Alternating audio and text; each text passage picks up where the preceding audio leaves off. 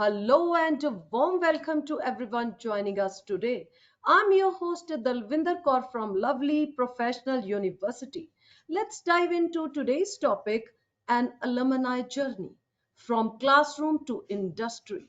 Before we proceed further, allow me to introduce the experts of the day, Mr. Ankit Kumar, alumni, researcher and development engineer, ABB India. With 7 years of industry experience, he brings expertise in innovative technology solutions, software development, and engineering excellence. So now I would like to introduce Mr. Ankit, Mr. Arpit also in this webinar. He is alumni, city head Jivo Care. He brings over 5 years of diverse experience across high growth organizations like Snowfig, Co-works and O. Mr. Arpit has excelled in enterprise sales, business development, and team leadership, particularly in the SaaS, SaaS, and flexible workspace sectors. Before we proceed further in today's session, I would like to request everyone for any questions. You can write in the chat box or in the Q&A box, and same will be addressed from my side in the end of this webinar. Now I'm going to hand over this session to our experts, Mr. Ankit Kumar and Mr. Arpit, and it would be an absolute delight to listen from them. Over to you both. Yes, Thank Mr. you, thank Ankit. you, Ravinder. Thank you for giving us the opportunity. Uh, Hi, as you introduced my name is Ankit. Let me know if my screen is visible. I'll just have a quick PPT prepared for this session. Let me know once my screen is visible. Yeah, sure. So it's been 7 years in industry now. So as a student, I started in 2014. I joined electronics and communication EC in LPU. In 2014, the journey uh, started, and first I got placed in Robert Bosch, in 2017 itself. I was in sixth semester. I got placed. I had 7 month internship over there, and then 3 years I worked for Bosch, and then after 3 years I switched, and I'm now working in R&D for ABB India. So basically, my expertise lies in automation, industrial robotics, all these fields. I am slightly little bit experienced, of course, I can say. Meanwhile, while starting my journey as a student, I always had the curiosity what is going to be to go with me after I passed out from college, and how life is going to be after it, because it's, of course, in college we have no idea, and we don't have anything to say what is going on. So the choosing the right path was the most important thing. As I was a EC engineer, I thought I will get a job in a core field. I have Yes, I got a core job in Bosch, and then I moved to ABB. Now I work in few of the trending technologies in automation and robotics. Once, if all students, maybe some of them might know, there is something called DCS systems. DCS is a distributed control system. So example, if I'll give you, imagine it as a big plant, or you can say a sale plant, or a car plant like Maruti Suzuki or Volkswagen, or any big plant. There are a lot of machinery going over there. So there are a lot of sensors, actuators. Hope you know these terms. So these are connected entirely in the plant, and we develop a software which talks to the hardware, and also see how the hardware goes on, and monitor hardware, like how it is going to perform. Example, if I'll say, suppose there is a robot which paints a car, and after some point of time it needs a service. So the machine is not going to tell you like, okay, the service is due. So we have a software which tells, okay, this machine is going to down within this much time. A system, that's what I was talking about. There will be one computer over here. You can think as a big room where you can, if hypothetically I have to say, then you think as a ISRO or a NASA launch station, where there will be a lot of big screens and people will be monitoring. In plants it will not be kind of that, but of course you can scale it down to 10% of what they have. They will have big screens where they will see each and every part of a machinery happening inside a plant. Suppose you have a car. Again, I'll give you the example of the same. Suppose you went to a Maruti Suzuki manufacturing plant. So there will be one centralized room. That centralized room will have DCS system, distributed control system.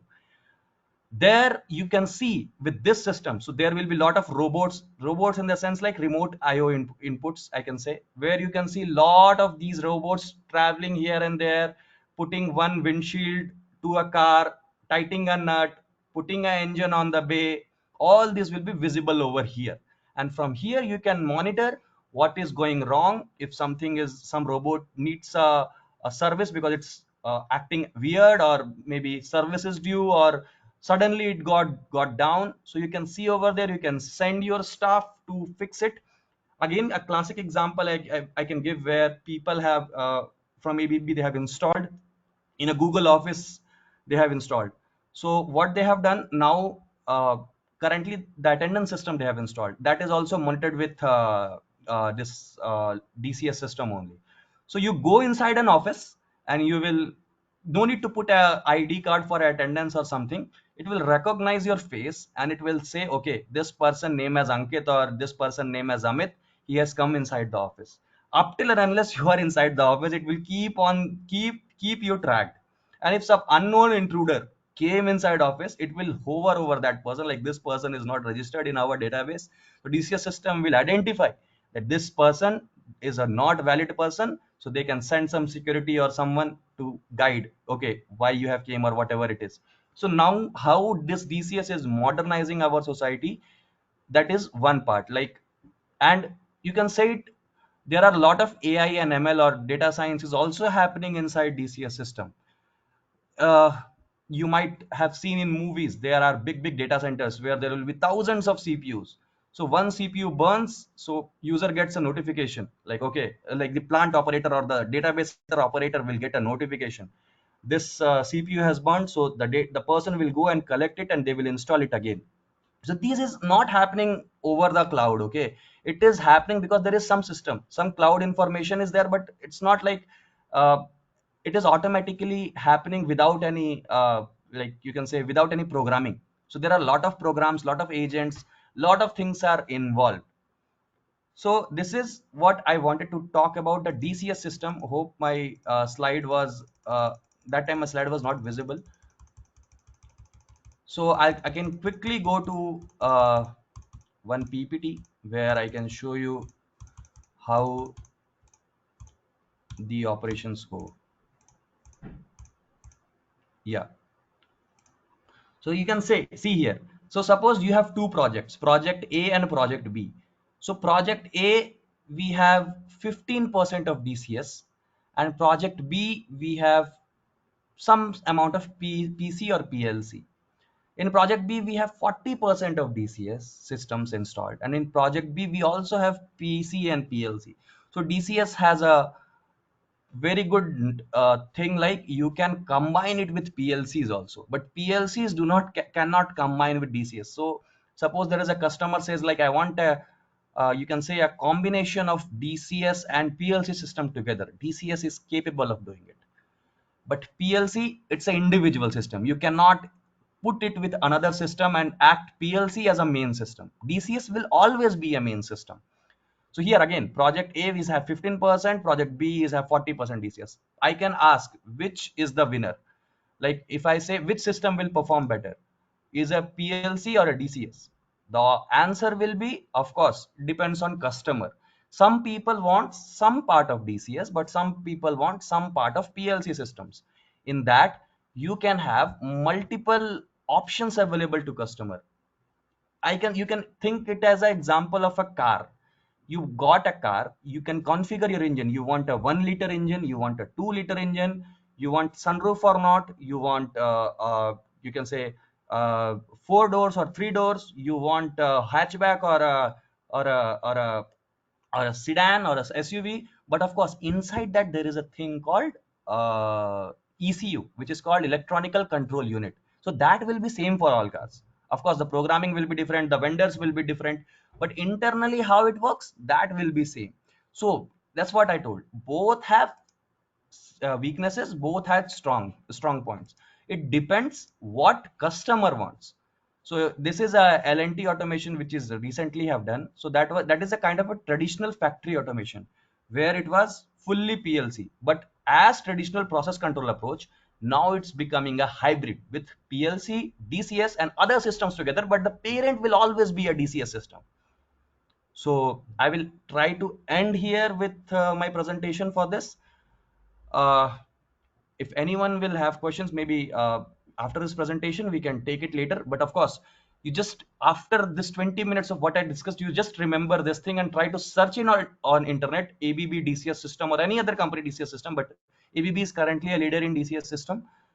That DCS system will give you an idea of how and what you are about to learn in college will help you to grow in industry. Even if you will get 20% of what you have learned in college, it will benefit you a lot. That's what my motive for doing this gyan for another 20 minutes. I can go more, but of course, everything will not digest at right point. But little knowledge, if you'll get from this, of course, you can explore and you can come back. So with this, I will try to end my presentation.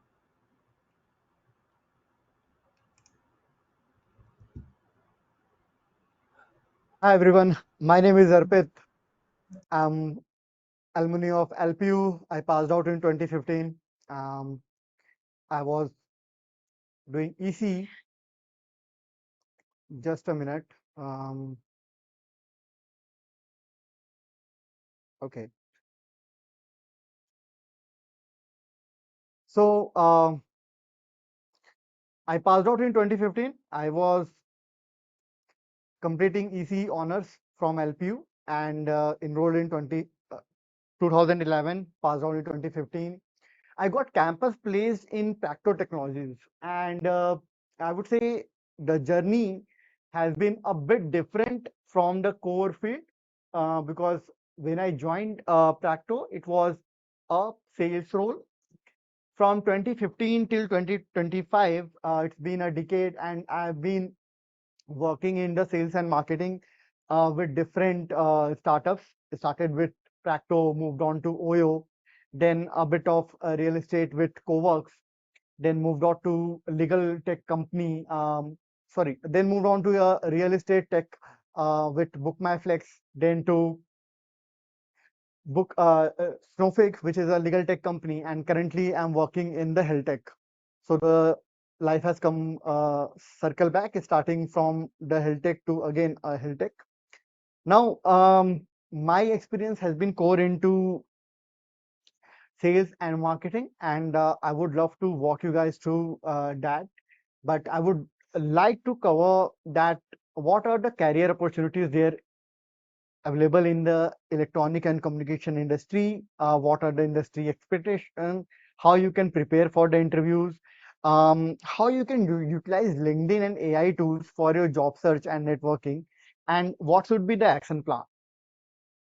Now, talking about the core career opportunities, the majority of jobs 10 years back used to be in telecommunication and networking, because at that time, uh, the entry of Geo was not on the plate, and we had several, like 8 to 10 telecom service providers. So telecommunication and networking used to be a shiny career path. You like there was network engineers, then RF design engineers, then again telecom software developers. But that has dropped down because the industry is moving toward a space where there will be only 2 to 3 majority players. One would be Jio, then Airtel, and another would be a government backed BSNL. So again, opportunities which were there a decade ago has come down drastically in this space. Whereas for embedded system and IoT, I would say the opportunity has increased. Despite emergence of AI, we are seeing that the core engineers, for example, there is a company called Marelli. Earlier it used to be Magneti Marelli. Now it's operating as an entity of Marelli, Marelli India Private Limited. So those guys, what they do is they work on the automobile softwares. They write the boot level programs, and the specific, or I would say, the embedded softwares. Those who are working there, once you have that once you have that level of technical knowledge on your plate, um, I don't see AI replacing to you anytime soon. Another department is semiconductor and VLSI. I think many of you must be knowing the name Cadence, which is one of the bigger player in the VLSI industry, and Cadence does hiring from the LPU too. So VLSI is again chipboard designing. It's going to be there. I feel like as India is putting up the semiconductor industry in Gujarat and Assam. So in the next 2 to 3 year, or let's say 5 year, there would be more and more demand of VLSI design engineers and physical design engineers. Then comes your signal processing and AI. I think Ankit has already given a brief idea, like how the say signal designs and computer vision engineers are working, and what companies which are mainly hiring for this are Samsung, Nvidia, and Google. I'm fastly moving forward, and I want to discuss new age career opportunities, because apart from the core EC, which is still not in the, I would say, that's still in the very nascent phase in India, because Tata, Foxtel, these companies are putting up their plants, and till the completion of the plants, till starting of their manufacturing processes, it will take another, I would say, good 4 or 5 years. So new age career opportunities is where I see mainly growth. So when I say main growths are, it can be companies like Deloitte, EWP, or PwC, where you act as a technology consultant.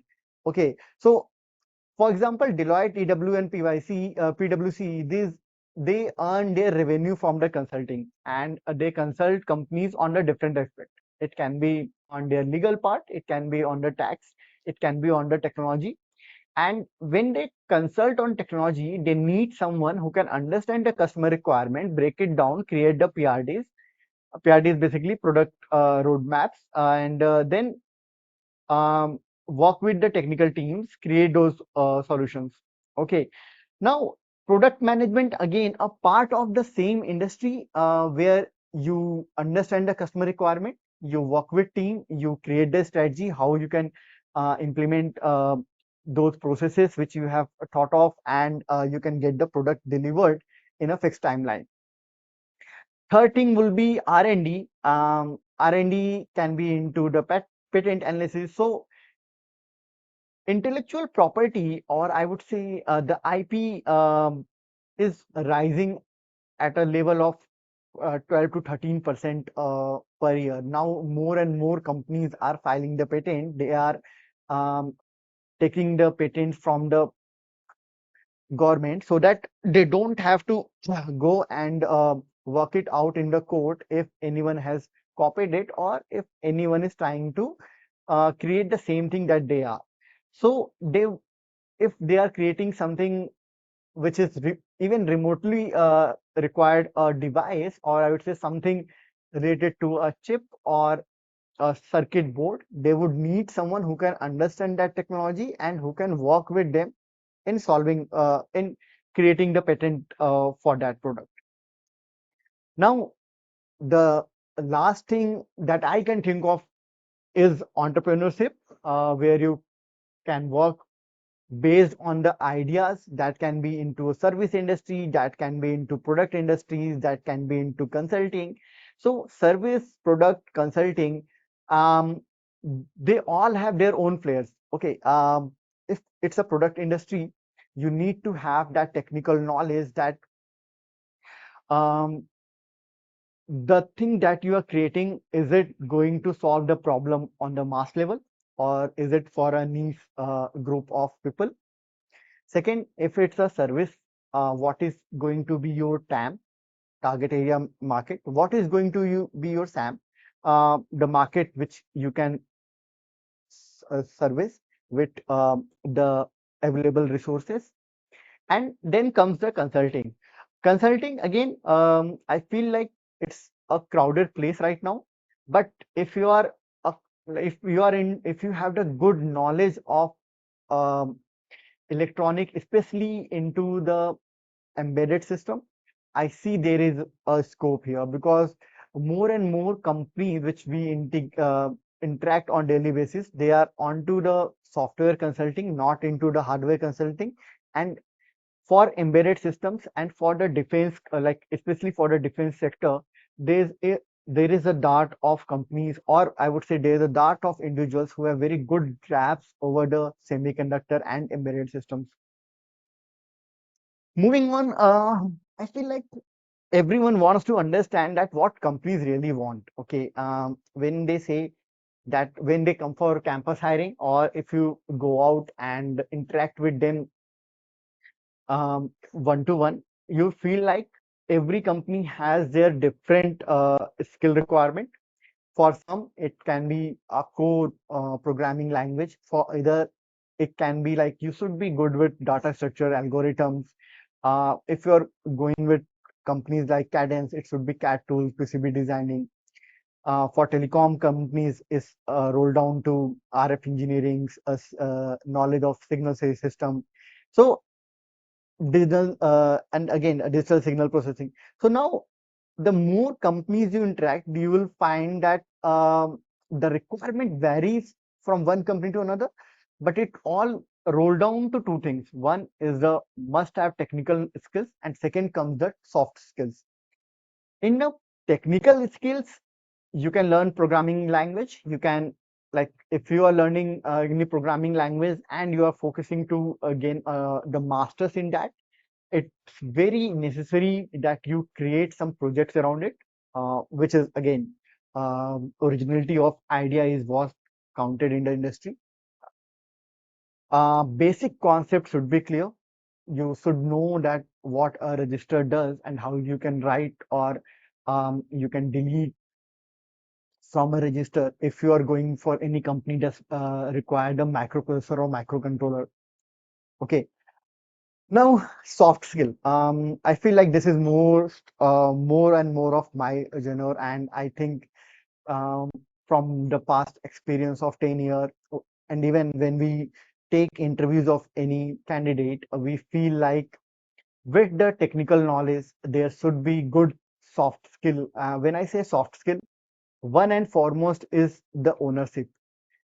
That any candidate who is coming to a company wants that candidate become the asset for become the asset for the company, not a liability.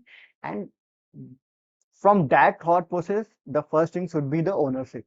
Companies feel like if you can take ownership of your work, if you know how to gel up with the teammates, if you know the credibility of like how critical a deadline is, they would feel that okay, they can teach you core skills, but this soft skill is one that you carry with yourself. So again, good communication skill, and both I would say, like, if you are interacting with the any, let's say if you are sitting in India and interacting with an Italian client, I would say you should know a bit of their language, at least basic courtesy. If you are into any job like product manager, problems solving become very critical. You should be like analytical thinking and how to come to a solution. Like, so there is one a mindset which I call it as a problem solving mindset. So if you throw problem to a person, there can be two things. The person can crib about it. Okay, this is not there, that is not there, this resource is not available, time is less. How can we do it in this time frame? And another can be that you think about the solution. Okay, this is the problem. You have less time or you have less resource. How you can solve this? So if you go to your superior, it can be a team leader, it can be a team manager, it can be CXO of the firm, and along with problem, if you present two solutions, that guy will think that okay, now there are solution. I just have to pick up which one is better for the delivery of the project. For delivery, it can be like process optimization. So solution centric approach should be there. Then comes the team collaboration and adaptability. So to create an environment where everyone can thrive, every employee can thrive, founders, the CXOs, CHRO, they always plan that, okay, this should be the team structure, and anyone that they take in the team should be well, should be mindful of the team structure and should get gel up with the teammates easily. If I hire someone who is not gelling up with the other teammates, who is not very like his communication, or if there is a conflict between if he or she is creating the conflict, that's become hard for the companies to retain that guy. And maybe in the next appraisal cycle, they will ask that guy to like, okay, boss, you can go because you are not the right fit for the company. So that's where the concept of cultural fit comes in. If company is trying to create a culture, if they are trying to create a happy work environment for everyone, so the person should work well with other teammates. You should be a team player. If someone is performing low, if he or she needs help, if you can, you should help them out. And this is what has helped me, especially in my career at Oyo. When I joined Oyo, I didn't know a thing about hospitality, but I started learning. The first thing I learned was about their master system, how their tech works, if there is any problem, who to contact.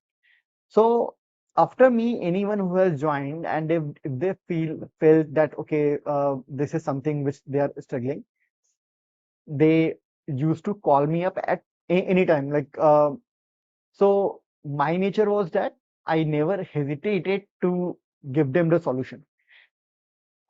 Again, that's what got me promoted. I got 2 promotions in a year, and that's only because the seniors saw that I was working well with team, and there was this zeal to have a growth together. And that's what a team leader, or I would say a state head, country head, CXOs, they look out for in a candidate. Moving forward, now comes to the part, because we only have, I would say, 10 minutes. So one thing where, like, when I was last in LPU for a lecture last year, I talked mostly about was the LinkedIn and how to utilize that, especially if you are a fresher or if you are actively looking out for a job, is LinkedIn. So first thing should be that you need to optimize your LinkedIn profile. Okay, a professional photo, clear headline, and you showcase your skill, you showcase your projects. That's how anyone searching on the LinkedIn for a guy or someone like me. So currently, for example, I am hiring for some positions which are into, again, sales, marketing, and content. And when I look through any LinkedIn profile, I see what the projects that they have done, what are their core skills, where they have worked. In fact, I also see the duration, because when you start your career, you work as a journalist. You do, I'm not talking about the core jobs, I'm talking about, if other than the core, if anything excites you, marketing, sales, then there is HR or operation accounts. It can be a number of things. But whatever thing that you do when you start in a company, you work as a journalist. Okay, you know bit and pieces of everything. Then slowly you start mastering one skill, and that's going to be your core skill going forward. Talking on the LinkedIn optimization, I would want to show you guys my LinkedIn profile and how to do a job search. For example, let's say you are searching for VLSI engineer.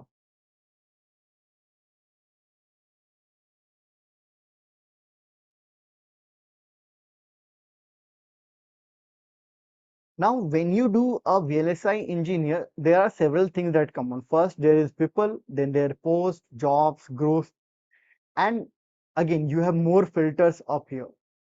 Now, the first thing should be, if you want to get correct output, you should do Boolean search. Okay, that would give you the correct result. Then what you put is advanced filters. That would be the country that you want in, or the city in which you want the job. If any specific company is there, where you want to search for the that specific job role. Then if you want to see that is there any connection of yours who is working in that company, you can see the common schools, industries, language, service. Again, these all things jolt down to how good are you with the search, and which job is perfect for you. Not the perfect, for which job your skills are the ideal match. Now when you open any job, you will, when you scroll down, you will see that they always put their JD here. Okay, what they need, what is they are looking out for, and then there would be about the companies and everything. Now when you are applying for any job, go here, read the job description, take these keywords, put that into your CV, and then apply for that job. Why I am emphasizing on this? Because when you apply for that job, especially companies like Wipro, Cadence, there is a software that this company use. It's called ATS Resume Screener, and they see that the keywords which they are like the which are in the job description. Does your CV is matching that skill or not? And that skill match is based on the keyword match. So always go here, see what are the things that they need, get those specific keywords into your CV, and then apply for the job. Now, second thing is, once you have applied for a job, you can reach out to you in your network who are working in that same company. Also, for all the jobs that you see, you can see, always sort them by the latest, like in the past 1 week, past 24 hours, so that you know that which company is actively hiring. If that company is regularly posting for that job, that means they are looking out for either a replacement, or there is a project for which they need an employee on the urgent basis who can give the solution to their customers. Okay, so LinkedIn optimization, I find it very critical, because more and more job search in India are being fulfilled by two platforms. One is Naukri, another is LinkedIn. Coming back to LinkedIn, what other ways you can use? The second would be the networking. When I say networking, it's basically you connect with industry, like the person who are working in that industry, so that he or she can give you more insight. You follow their posts, you see what is happening. So in my LinkedIn, I follow a guy who is into DRDO, and that guy keeps posting whenever there is any opening with DRDO, especially for the entry level. So that's how I get to know that, okay, DRDO is hiring for this position or that position, like that. Similarly, if you have, like, okay, there are 10 companies who are in your radar that you want to be part of, those companies, please follow their leaders, so that you can see uh, what's the current trend and what is the current topic on which the company is talking about. If they are doing R&D on any specific product, if they are talking about any specific topic, do try to include bit and pieces of that in your interview. Okay, after that, since we are talking about tools and LinkedIn, one thing's become very critical is AI. Now, there are many AI tools. Anthropic has Claude, OpenAI has ChatGPT, then you have DeepSeek from China, then Llama from Meta, and Gemini from Google. And all these companies, they are investing good amount of resource and time to build LLMs which can solve real-time problem. When I say LLMs and real-time problems, what Google sees is that um, they have a big chunk of revenue coming from ad. Okay, Now, to keep that revenue flowing in and to see a yearly growth, they need a system where they can understand the user behaviors. So that's why they have introduced Gemini as a basic into the basic Google search so that they can get as many data as they can and create user profiles based on that. Now, you can use AIs first. You can create resumes via AI. Second, you can practice your interviews. You can ask. So if you go search on a Google and you create like you find out the websites or blogs which by which you can learn more about the interviews, AI can do that for you in just one click. You search on Perplexity for any specific job role and what kind of job interviews, it will give you uh, the output, like the result, along with the sources from which he has that machine or that LLM has given his output. Now, then if you want to know that okay, your pitch is good or not, you can record it, upload it on ChatGPT and get a feedback. You need to know good prompt engineering for that. Again, there are tools you can learn. There are videos over the YouTube and other media channels. So you can take help from there.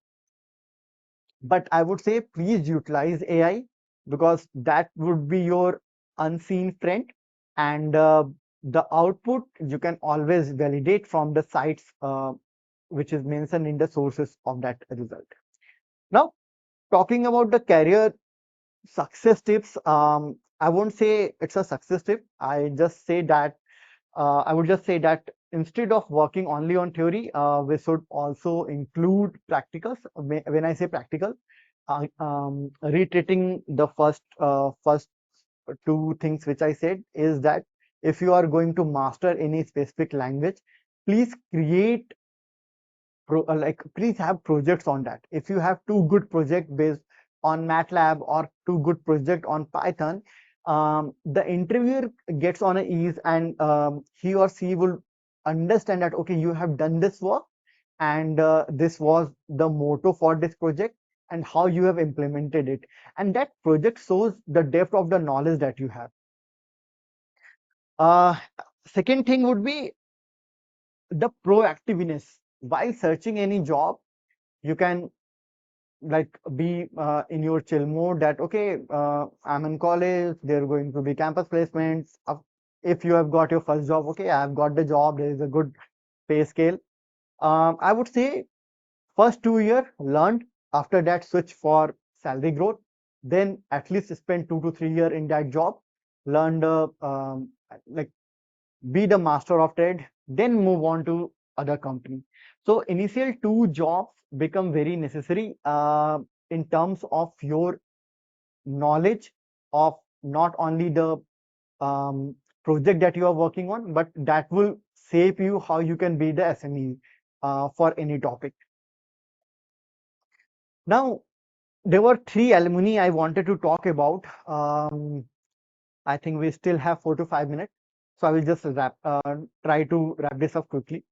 So one of my classmate, we both took the major as the embedded system. Um, I took the I got campus placed. I took the job. I started working into sales and marketing. The career diverted from there. But my friend, he what he did is that after completing college, he enrolled with a robotic firm, learned the basic about how to code into microcontroller, microprocessor in real time, create the real time projects. After that, he went to Bangalore again, did 1 year of 1 year course specifically on embedded system. From there was this ex Airbus employee who was giving a specific industry level training there, and after that, that guy got into boss. Parallelly, he got an offer for Marelli. He joined Marelli as a system engineer. He was working in automotive industry, and 2 year back he got so he jumped to an XP Semiconductor. And one of the very interesting project that they are doing there is on the quantum computing. So they are so basically all the um, password data protect like you use right now is 256-bit encrypted, but if you use quantum computing, that become easy to crack. So now those guys are working on how to increase the security of password via quantum computing. So very interesting project again, from the security point of view, from I would say financial point of view, that becomes very crucial. And also the pay scale that he has got right now is I would say into the higher level of the industry standard. Second of my classmate was placed in Cognizant. It was a again campus hiring. I think they took around 500 people. Yeah, around 500 in 2015 Cognizant.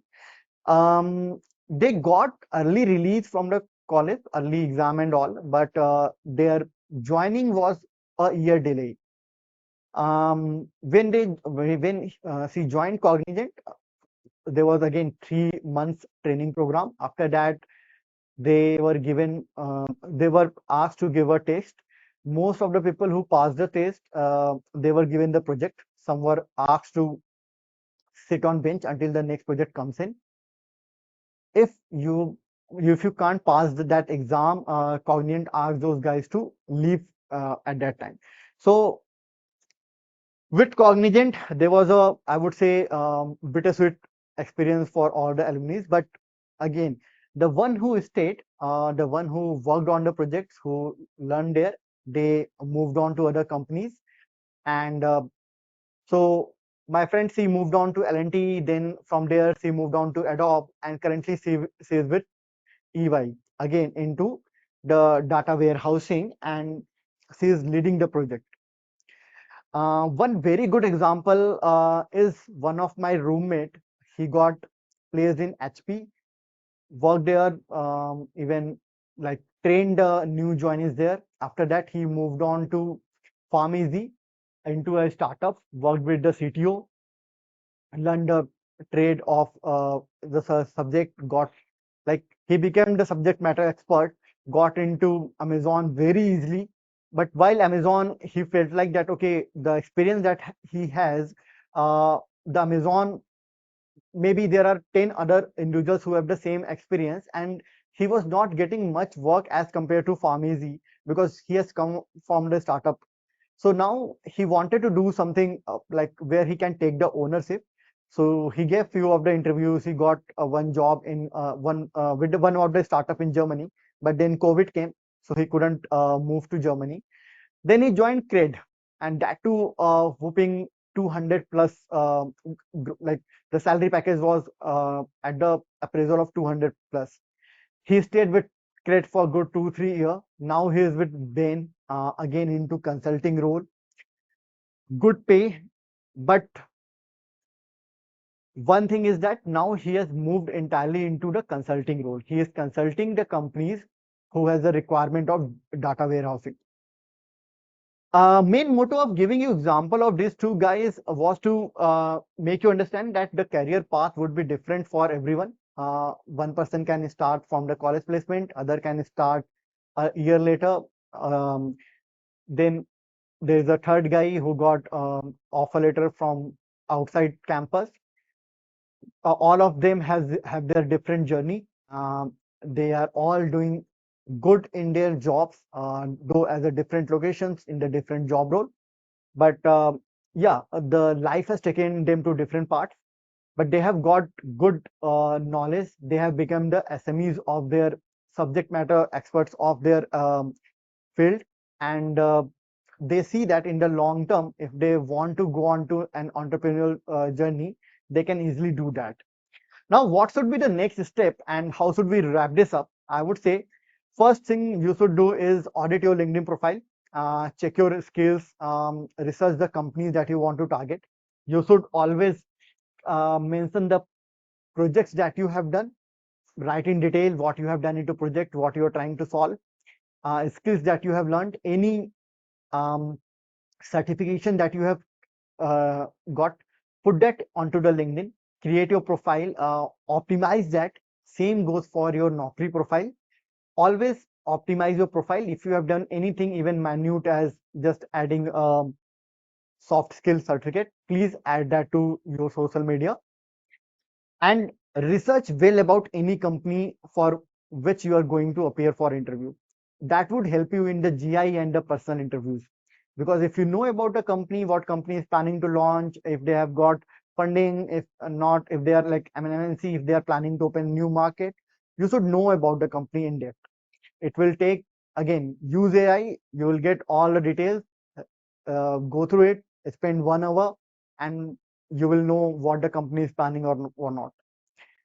And by this, I would like to end the interview. I would like to end this session. My name is Arpit, and thank you. I would like to thank the professors at LPU for giving me this chance to interact with everyone. If anyone has any question, I would happy to answer those. Thank you so much, Mr. Ankit Kumar and Mr. Arpit. Can we take the questions now? Yeah, please.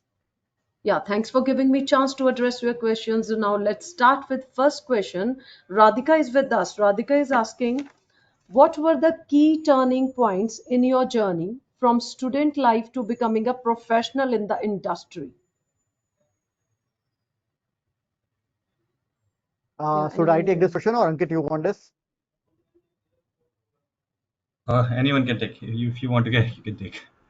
Yeah, no issues. Yeah. So, Radhika, the key turning point from being a student to a professional has been first, when you are a student, there is a fixed curriculum that you have to follow, and that has been designed by the university.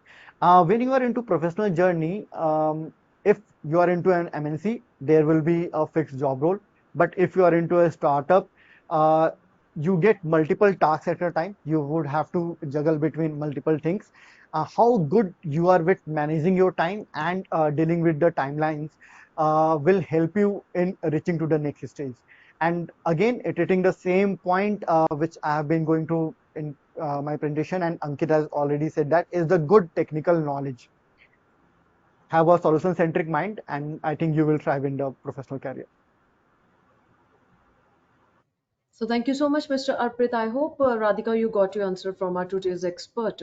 So Ankush is with us. Ankush is asking, can you share an example where a lesson or skill from college days directly helped you in your career? Maybe this is the same question, if I'm not wrong. Uh, Mr. So I Ankit, can you can give, take it. yeah, I can hope Arpit I can give answer for this question. So when I was having Bosch interview in college, so they asked me the project which I was working was for Volvo when I started.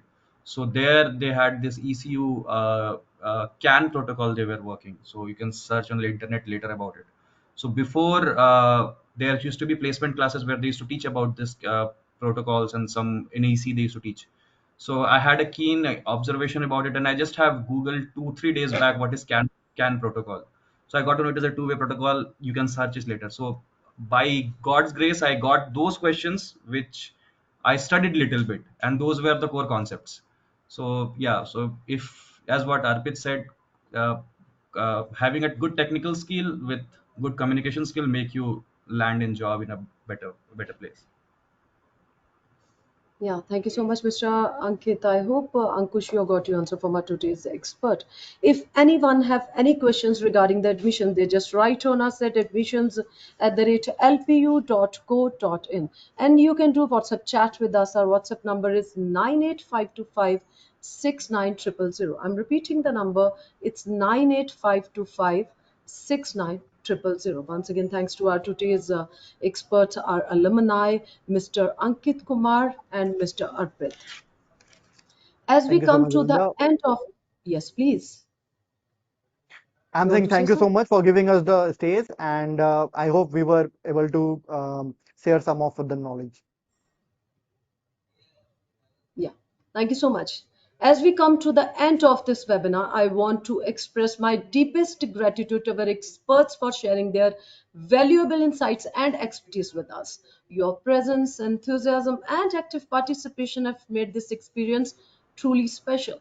Hopefully, the attendees found this webinar to be valuable and will be able to utilize the information for better decision making regarding admissions. If anyone wants to access this webinar again, they can visit our website, that is lpu.in, or can be accessed on YouTube also. Stay connected with us for future webinars. Until we meet again, with the permission of my seniors, I will be signing off this webinar. Take care and goodbye. Have a beautiful day. Thank you. Thank you all.